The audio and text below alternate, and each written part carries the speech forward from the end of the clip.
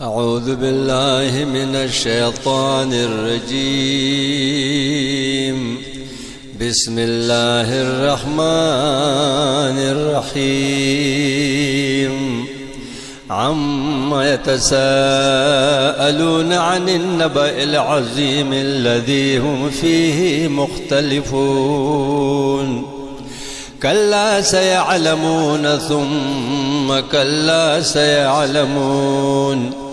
ألم نجعل الأرض مهادا والجبال أوتادا وخلقناكم أزواجا وجعلنا نومكم سباتا وجعلنا الليل لباسا وجعلنا النهار معاشا وبنينا فوقكم سبعا شدادا وجعلنا سراجا وهاجا وأنزلنا من المعصرات ماء ثجاجا لنخرج به حبا ونباتا وجنات ألفافا.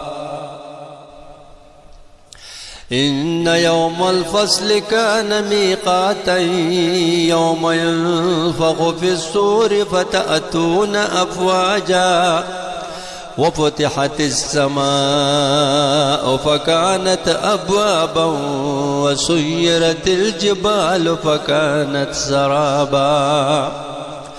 إن جهنم كانت مرصادا للطاغين مآبا لابثين فيها أحقابا. لا يذوقون فيها بردا ولا شرابا إلا حميما وغساقا جزاء وفاقا. إنهم كانوا لا يرجون حسابا وكذبوا بآياتنا كذابا. وكل شيء أحصيناه كتابا فذوقوا فلن نزيدكم إلا عذابا. إن للمتقين مفازا حدائق وأعنابا وكواعب أترابا وكأسا دهاقا.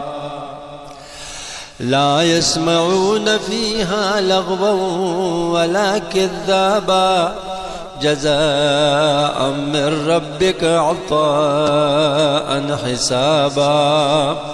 رب السماوات والأرض وما بينهما الرحمن لا يملكون منه خطابا.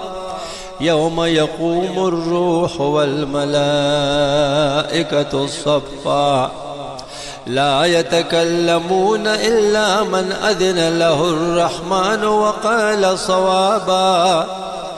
ذلك اليوم الحق ومن شاء اتخذ إلى ربه مآبا. إنا أنذرناكم عذابا قريبا يوم ينظر المرء ما قدمت يداه ويقول الكافر يا ليتني كنت ترابا. صدق الله العظيم.